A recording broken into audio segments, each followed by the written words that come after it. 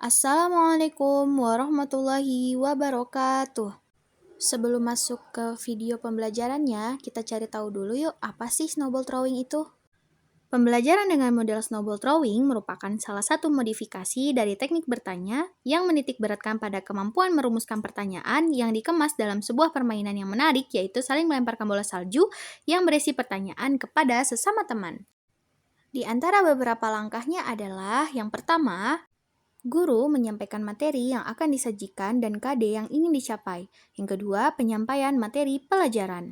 Yang ketiga, siswa menuliskan pertanyaan di kertas kecil, yang selanjutnya kemudian kertas kecil tersebut dikumpulkan. Langkah selanjutnya yaitu kertas yang sudah dikumpulkan tadi dibentuk menjadi bola salju kertas. Kemudian ditunjuk satu siswa dan kertas yang sudah dibentuk bola salju itu kemudian dilempar kepada siswa secara acak. Dan langkah yang selanjutnya, ketika siswa yang terkena bola, maka mengambil satu kertas pertanyaan dan menjawab pertanyaan yang ada di dalam kertas yang ia ambil dari bola salju tersebut. Yang selanjutnya kita bahas adalah kelebihan dari snowball throwing. Kelebihan yang pertama, suasana pembelajaran menjadi menyenangkan karena siswa seperti bermain dengan melempar bola kertas kepada siswa lain. Kelebihan yang kedua, siswa mendapat kesempatan untuk mengembangkan kemampuan berpikir karena diberi kesempatan untuk mengembangkan kemampuan siswa yang lain. Kelebihan yang ketiga, membuat siswa siap dengan berbagai kemungkinan karena siswa tidak tahu pertanyaan apa yang dibuat oleh temannya. Kelebihan yang keempat, siswa terlibat aktif dalam pembelajaran. Kelebihannya yang kelima adalah pendidik tidak terlalu repot membuat media karena siswa terjun langsung dalam praktik. Kelebihan yang keenam, pembelajaran menjadi lebih efektif. Dan kelebihan yang ketujuh, aspek kognitif, afektif, dan psikomotor dapat tercapai ketiganya secara keseluruhan. Selanjutnya kita lihat kelemahannya yuk. Kelemahan yang pertama, sangat bergantung pada kemampuan siswa dalam memahami materi sehingga apa yang dikuasai siswa hanya sedikit. Hal ini dapat dilihat dari soal yang dibuat siswa biasanya hanya seputar materi yang sudah dijelaskan atau seperti contoh yang telah diberikan. Kelemahan yang kedua, ketidakpahaman terhadap materi membuat memerlukan waktu jauh lebih lama dan panjang. Kelemahan ketiga, kurangnya termotivasi akibat minim penghargaan seperti kuis-kuis yang biasa diterapkan di kelas. Kelemahan yang kelima, murid yang nakal cenderung untuk berbuat onar. Dan kelemahan yang keenam, kelas seringkali gaduh dalam penerapan snowball throwing tersebut. Yuk, sekarang kita lihat penerapan dari model pembelajaran snowball throwing tersebut untuk mata pelajaran SKI di sekolah, yaitu tentang sejarah kehidupan Nabi Muhammad SAW.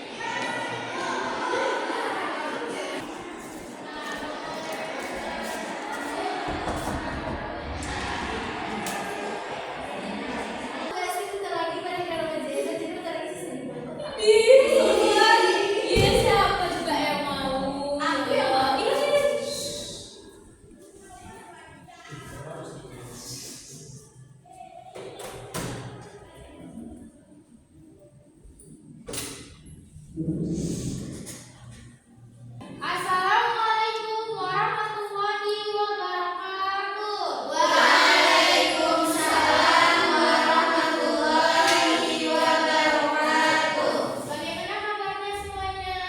Alhamdulillah, luar biasa, tetap semangat, Allahu Akbar. Nah, tadi pagi sebelum sini sudah sarapan semua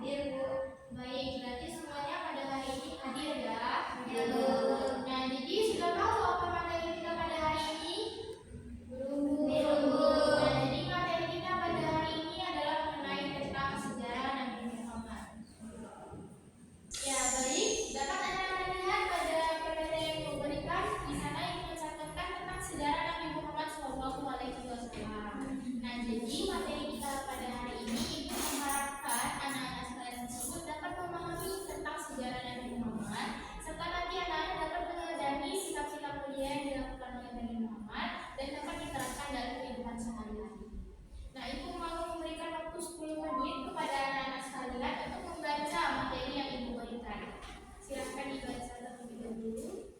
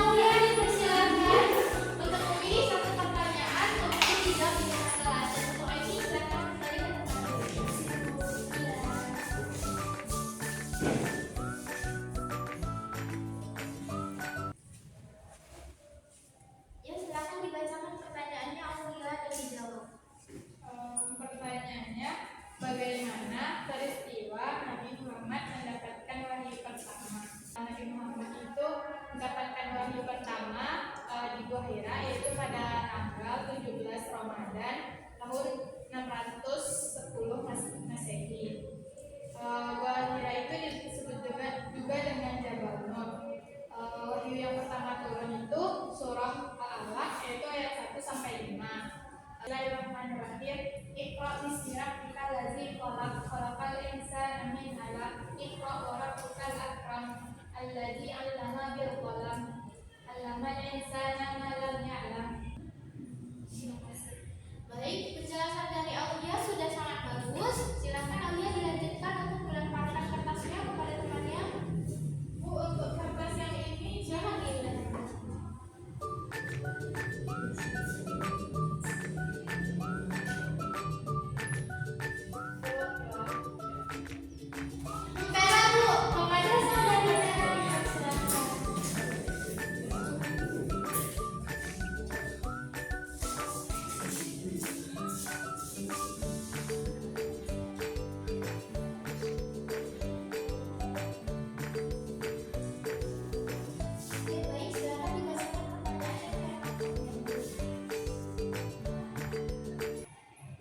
Jelaskan bagaimana peristiwa dakwah Nabi Muhammad secara terang-terangan.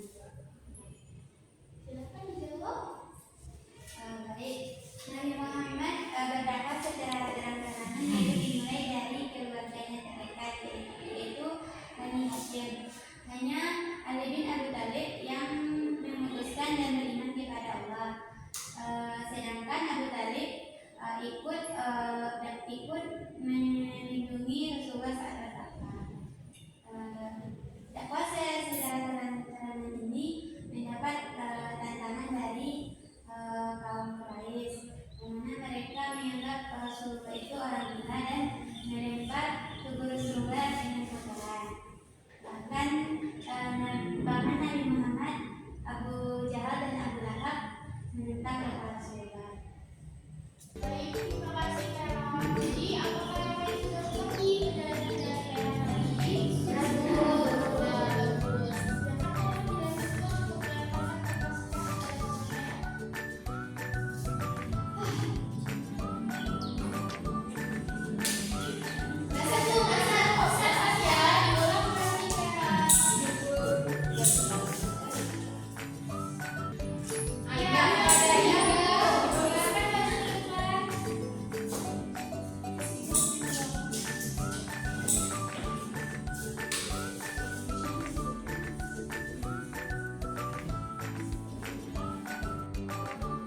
Pertanyaannya, kapan Rasulullah wafat?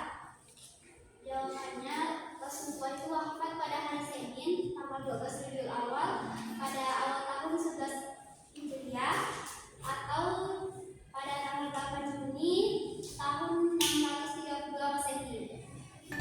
Ya, baik. Jawaban dari Indah tadi sudah tepat ya. Seperti yang sudah Ibu lihat tadi di materi. Wah, silakan Kak Indah dilemparkan lagi kertasnya.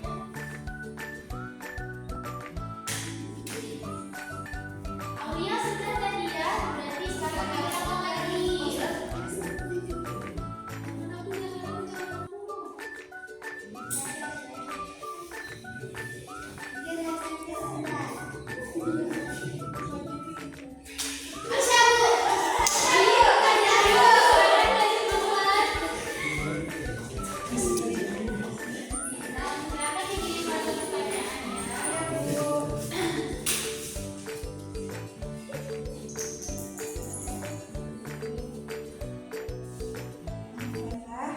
Di mana pertanyaannya yaitu bagaimana peristiwa kelahiran Rasulullah yang dikatakan peristiwa terbajak. Semoga terjawab ya. Nah, jadi di sini di mana Rasulullah itu lahir di kota Mekah pada tanggal 12 Rabiul Awal di hari Senin. Di mana pada tahun gajah, di mana tahun gajah itu ketika Raja Abraha yang menyerang Ka'bah pada peristiwa itu dengan membawa pasukan-pasukan gajah, dan Allah Subhanahu wa Ta'ala menunjukkan kebesarannya berupa menurunkan burung ababil dan juga batu-batu kerikil untuk untuk menurunkan wabah penyakit di kota Mekah tersebut. Lalu Rasulullah SAW itu, ya, ibunya itu bernama Aminah dan ayahnya bernama Abdullah. Jadi Rasulullah SAW itu ditinggal oleh ayahnya di dalam kandungan dan diasuh oleh kakeknya yang bernama Abdul Muthalib. Iya, terima kasih atas penjelasannya Aisyah. Silakan dilaksanakan kembali dua-dua.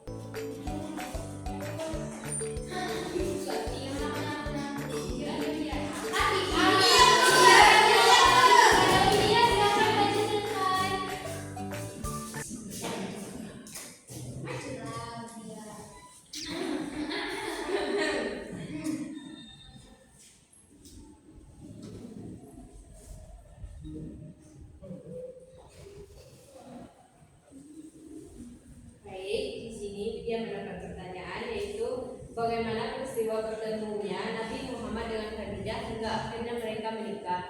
Nabi Muhammad itu menikah dengan Khadijah yaitu pada umur 28 tahun, di mana Nabi Muhammad pertamanya bekerja dengan Khadijah yaitu sebagai pedagang. Nah, Khadijah itu tertarik kepada Nabi Muhammad karena Nabi Muhammad itu jujur di dalam berdagang. Makanya Khadijah meminta sahabat beliau yaitu Nafisah binti Umayyah untuk menyampaikan niat lamaran kepada Nabi Muhammad. Dan Nabi Muhammad itu menyampaikan kabar gembira tersebut kepada paman-pamannya. Dan salah satu pamannya itu datang dengan Nabi Muhammad ke rumah Khadijah untuk melamar Khadijah tersebut. Makanya mereka menikah. Sudah paham semuanya? Terima kasih kepada Widya. Silakan dilakukan kembali kepada temannya.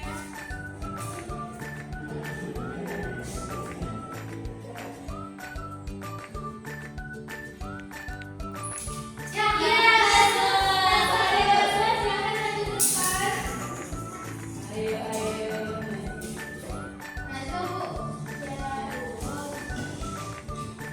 Silakan dijelaskan jawabannya dengan semangat ya.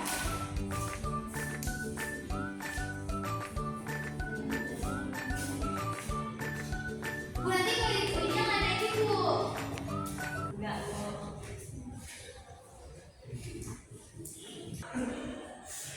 Jadi pertanyaannya, bagaimana peristiwa terbelahnya bulan itu dapat terjadi di masa Rasulullah itu? Nah, peristiwa terjadi terbelahnya bulan itu adalah pada saat itu terjadi ketika Rasulullah itu belum pindah ke Madinah dan masih di Mekah Al-Mukarramah. Nah, kemudian setelah itu Nabi Muhammad itu ditantang oleh kaum musyrik, di mana di situ mereka bilang sama Rasulullah, coba tunjukkan bukti kehebatan dan kebenaran sebagai Rasulullah. Terus Rasulullah bilang, apa yang kalian inginkan? Apa yang kalian mau? Terus dia bilang, coba belah bulan, tantang sama kaum musyrik. Akhirnya setelah itu Rasulullah pergi dan Rasulullah sholat 2 rakaat, kemudian berdoa dan meminta pertolongan Allah. Kemudian setelah itu Rasulullah kembali dan Rasulullah mengarahkan jari telunjuknya ke bulan tersebut. Nah, jadi akhirnya bulan tersebut terbelahlah gitu. Nah, kemudian tanggapannya orang musyrik, dia bilang, wahai Muhammad, kamu benar-benar telah menyihir kami, katanya. Nah, kemudian karena tidak percaya, akhirnya kaum musyrik menunggu kedatangan para kaum yang sedang melakukan perjalanan yang akan kembali ke kota Mekah. Nah, setibanya mereka segeralah disamperin oleh kaum musyrik tadi, bilang, apakah kemarin malam kamu melihat sesuatu yang aneh terjadi?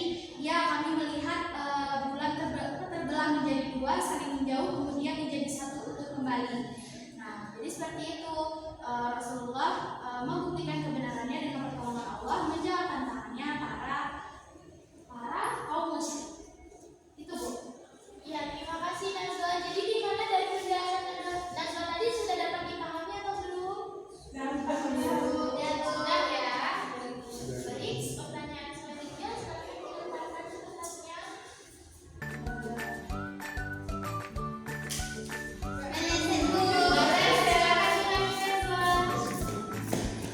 Aduh. Ya, sudah.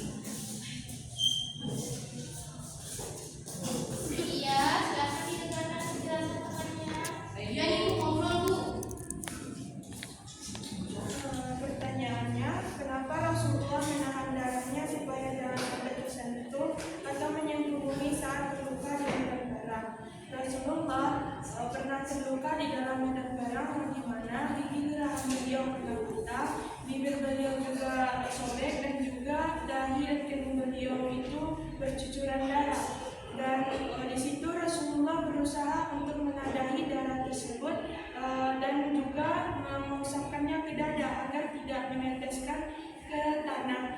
Dan juga waktu itu sahabat mendatangi dengan beraninya kepada Rasulullah dan bertanya kenapa Rasulullah selalu menadahi darah tersebut. Maka Rasulullah menjawab, sesungguhnya saya mendengar sesuatu apa yang tidak pernah dengar. Jadi Rasulullah itu pernah mendengar bahwa malaikat penjaga gunung itu mengatakan jika setetes darah Rasul itu menetes ke bumi, maka Allah akan memberikan azab kepada orang yang mengalami itu. Sekian, terima kasih. Terima kasih Nisa.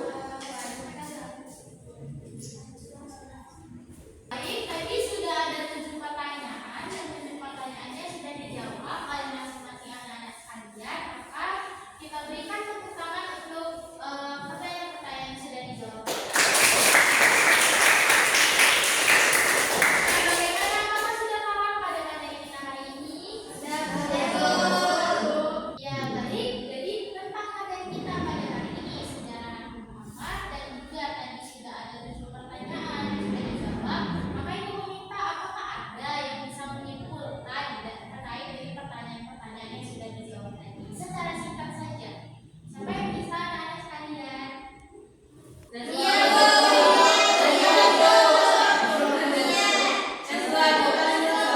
suara yang paling banyak adalah Nazwa ya. Silakan Nazwa disimpulkan secara singkat saja.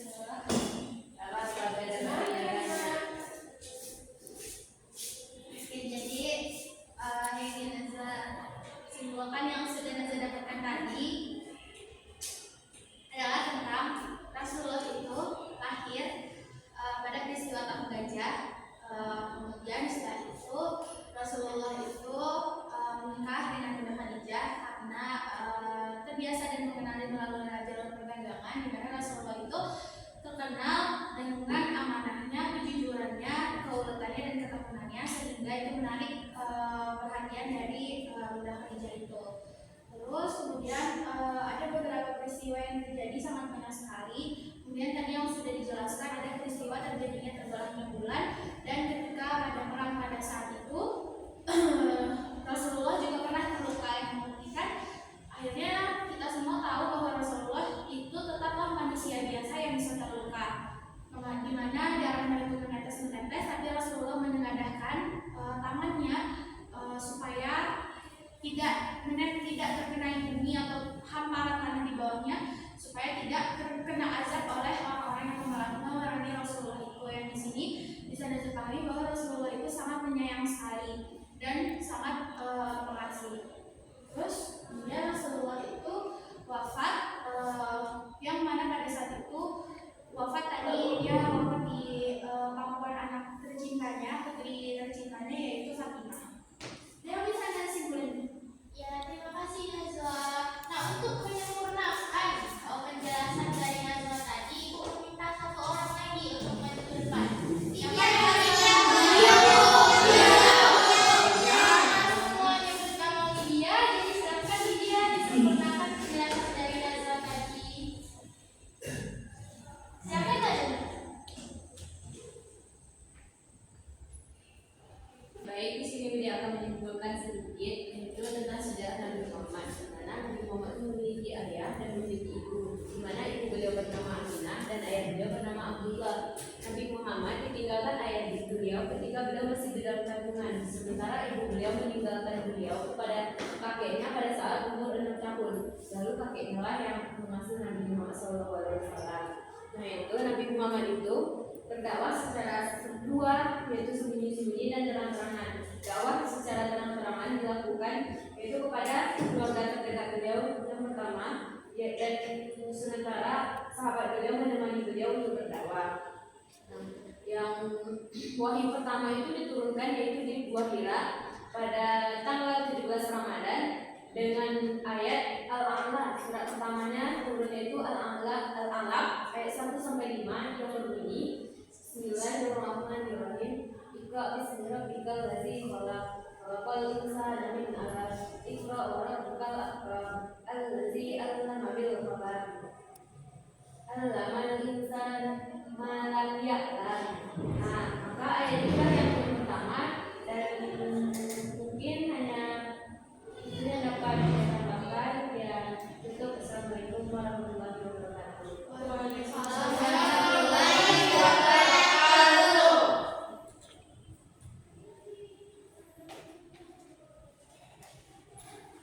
Ya, jadi dari penjelasan dengan dua dan tiga tadi sudah dapat dipahami kan semuanya tentang materi pada hari ini? Sudah. Maka berikan tepuk tangan sekali lagi.